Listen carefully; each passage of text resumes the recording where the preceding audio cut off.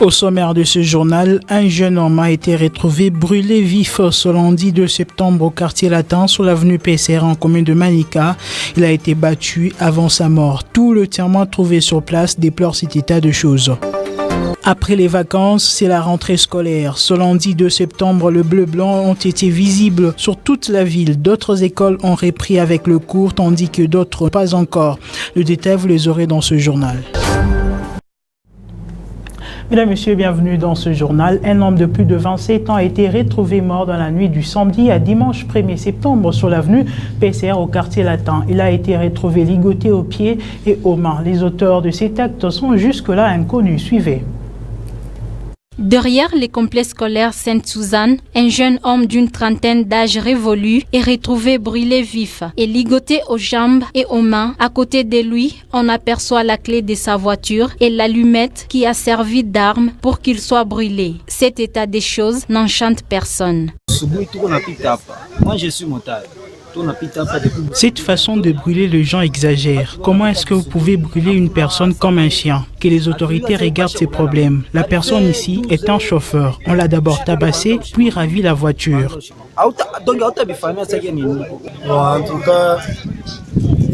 C'est depuis le matin que nous passons par ici. C'est vers 12 heures que les gens nous ont dit qu'il y a une personne qui a été brûlée vif. Pour le moment, c'est difficile de reconnaître qui il est. Les constats est fait par l'OPJ Willy qui d'ailleurs donne les faits réels. Nous avons retrouvé le contact de ce véhicule, aussi l'allumette.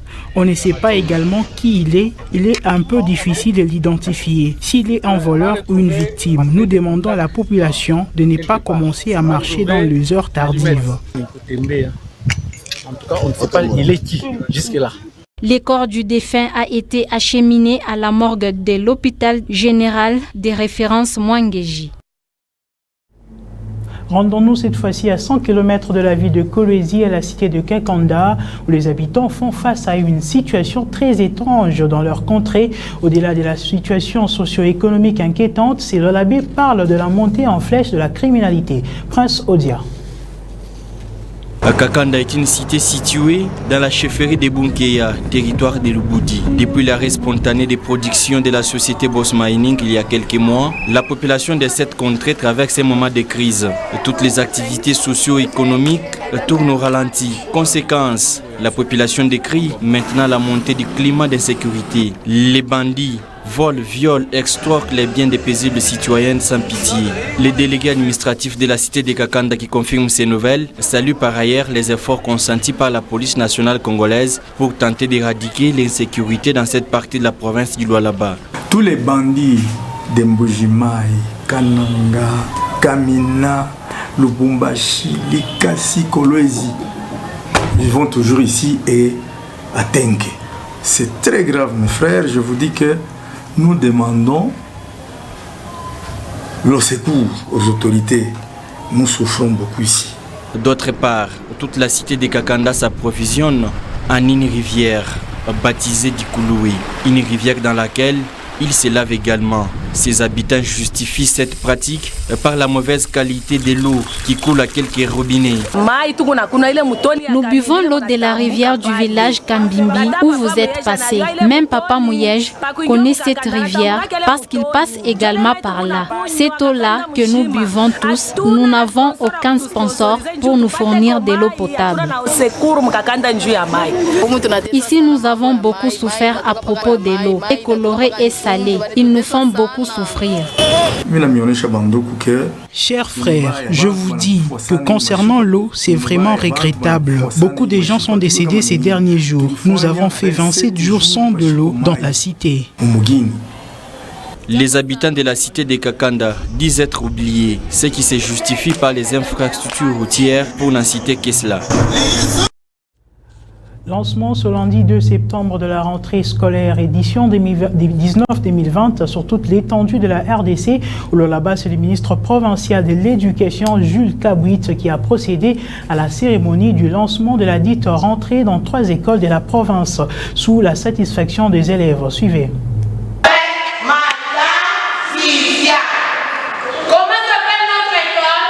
2 septembre 2019 marque la rentrée scolaire. À Kolwezi, comme partout dans la province du Lualaba, cette rentrée a été effective. Les bleus et blancs sont visibles, comme vous pouvez les constater dans cette salle des classes du complexe Ewabora. Comme partout ailleurs, les décors sont bien plantés et les cours se poursuivent depuis 7h30 dès ce lundi 2 septembre. Chose à encourager. Jules Kabouit, ministre provincial de l'Éducation.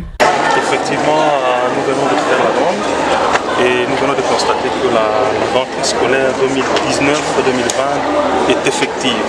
Et je suis très content pour les parents qui ont envoyé leurs enfants à l'école. Déjà dès le premier jour, ça montre vraiment la volonté des parents de voir leurs enfants commencer l'année, commence aujourd'hui avec beaucoup de sérieux. Un message est lancé à tous les parents qui gardent encore leurs enfants à la maison. L'éducation de base est gratuite dans toutes les écoles publiques.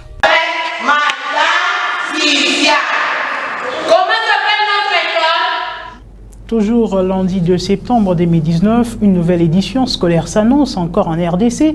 La tradition a été respectée une fois de plus, telle que prévue par le calendrier scolaire faisant la ronde des écoles à Kolwezi. Les constats est que certaines écoles ont répondu présentes et d'autres non. Suivez.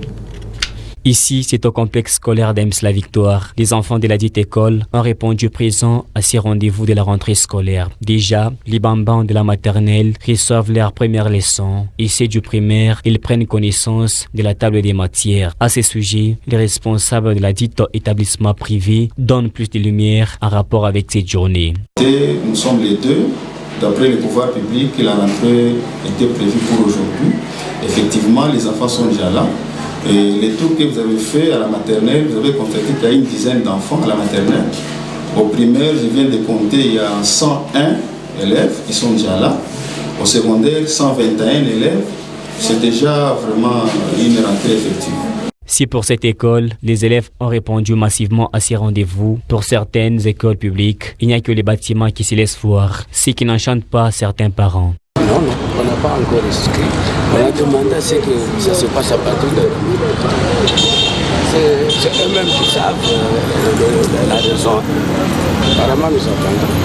Nous allons continuer à inscrire. Paraît-il, nous allons inscrire gratuitement à partir de la 6e jusqu'à 8e. Sinon, c'est ça. Il s'est dénoté qu'aucune école catholique n'a ouvert ses portes, ce qui met dans l'inquiétude plusieurs parents.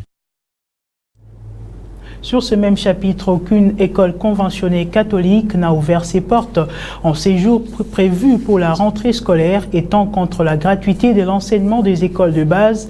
Estache Tikalou, coordonnateur deux écoles conventionnées catholiques, donne les raisons du retard et de la contradiction de la gratuité. Suivez.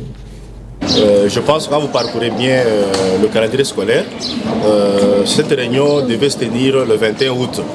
Mais nous l'avons tenue aujourd'hui parce qu'il fallait attendre les résolutions de la table ronde de Kinshasa, le 22 le 4 août, et puis l'arrêté du gouverneur qui est sorti samedi. Oui, nous sommes déjà, la rentrée est déjà confirmée depuis aujourd'hui. En cours, non, je veux dire qu'il y a eu un petit retard parce qu'il y avait des documents officiels qu'on attendait. Donc l'année est déjà en cours, l'année a commencé aujourd'hui, l'année scolaire. Non, je pense que l'arrêté du gouverneur est clair. Donc, la gratuité concerne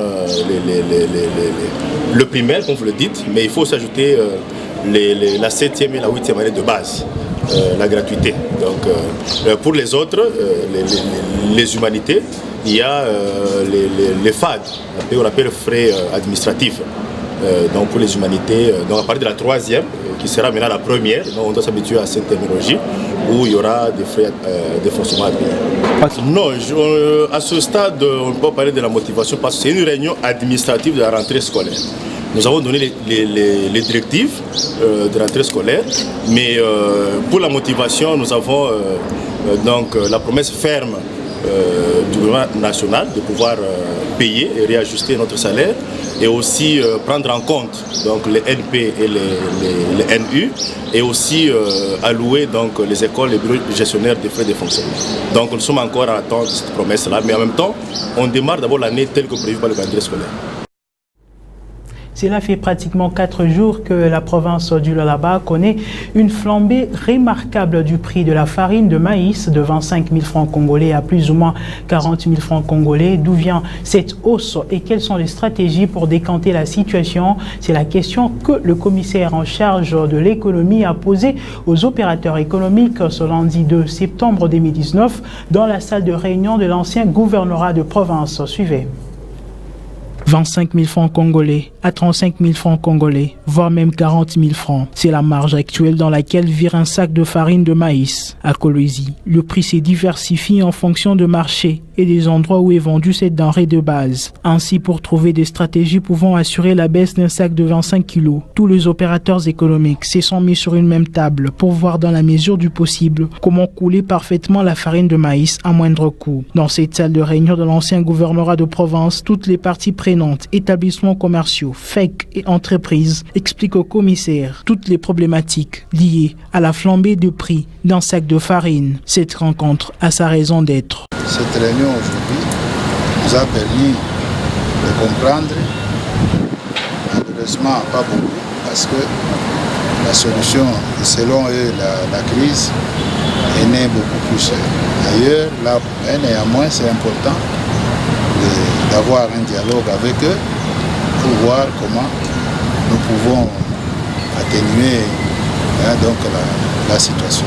Les vendeurs détaillants et grossistes de farine de maïs de Kolwezi s'approvisionnent en grande partie dans la province du Haut-Katanga, plus particulièrement à Lubumbashi. Certains détenteurs de dépôts au Lualaba affirment que cette hausse proviendrait de leurs fournisseurs qui sont dans la ville qu'ils préfèrent. Face à toutes ces expositions, le commissaire Mathieu Kazembe Swana Ilunga, ayant d'ailleurs convoqué cette réunion en urgence, a pu s'enquérir de vrais problèmes liés au prix de la denrée la plus consommée au Lualaba. Profitant de ses vacances parlementaires, la députée provinciale Francine Kawen, élue de Lubudi, a fait une descente à Senke pour rendre visite à ses électeurs. Par la même occasion, elle a fait quelques dons aux équipes de foot et aux membres de la fondation Génération Francine Kawen. Suivez. Accompagné de son collègue député, honorable Ilunga Georges, et du directeur de cabinet du commissaire général en charge du sport et loisirs, l'honorable Francine Kawen est arrivée en début d'après-midi du samedi 31 août 2019 dans la cité d'Enseke. Elle a tout d'abord assisté à la clôture du tournoi Mwana Mwadi où elle a doté un lot des vareuses et ballons à chacune des équipes qui ont pris part à cette compétition locale, geste salué par les meilleurs buteurs du tournoi. Il dit, je remercie l'honorable, nous avions voté pour elle. Elle est venue nous remercier en posant ce geste. Je suis vraiment content, que Dieu la bénisse. Pour être primé meilleur buteur, j'ai travaillé dur. D'ici là, nous allons commencer le championnat à Kolwezi. Je dois donc travailler davantage pour améliorer. L'honorable Francine Kawen a créé la Génération Francine Kawen, une ONG qui prône un développement durable dans laquelle plusieurs œuvres d'ordre philanthropique sont posées en faveur de la population des bases. Déjà les machines de couture pour un centre de formation moderne en Seki. Je suis du parti politique ANADEC. Au travers de ce parti, j'ai eu le mandat. J'ai aussi réfléchi d'ajouter une autre structure. C'est pourquoi nous avons créé la Génération Francine Kawen. Celle-ci a pour objectif le développement durable. Dans l'encadrement de mamans et des jeunes filles, nous leur avons apporté les machines. Les peu qui sont là ne sont que des échantillons. Nous allons installer un grand centre de couture dans cette cité. Toutes celles qui sont dans les environs apprendront ici. Les bénéficiaires se disent heureux de voir la personne qu'ils ont fait confiance revenir à leur secours.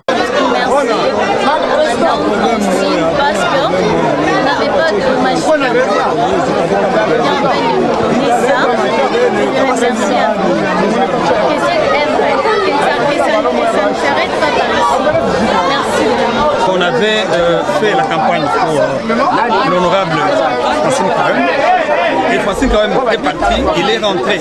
Après avoir eu sa victoire, venir nous remercier. Nous sommes en tout cas très contents, nous sommes très joyeux.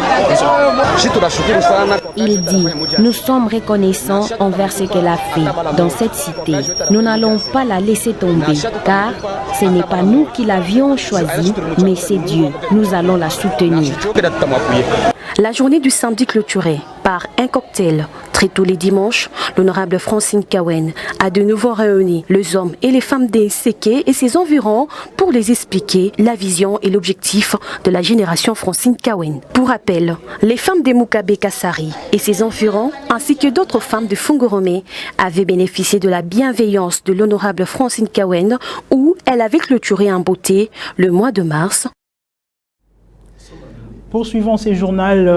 Le Conseil des ministres provinciaux du Lualaba a eu lieu ce lundi 2 septembre au gouvernorat en présence du gouverneur de province Richard Miege Manguez-Mons. Plusieurs points ont été à l'ordre du jour. Vous aurez à découvrir le compte rendu dans nos prochaines éditions. Encore une fois, Antonio Guterres, secrétaire général de l'ONU, s'est entretenu ce lundi 2 septembre avec le président de la République Félix Tshisekedi à la Cité de l'Union africaine où il a donné quelques points très importants à la presse. Des précisions avec Ruth Moukena. Suivez. Le secrétaire général de l'ONU, Antonio Guterres, a eu un tête-à-tête avec le président de la République, Félix Tshisekedi, à la Cité de l'Union africaine. Après leur échange, Antonio Guterres s'est exprimé devant les journalistes. D'abord, il a commencé par donner les constats qu'il a faits lors de sa tournée à l'Est.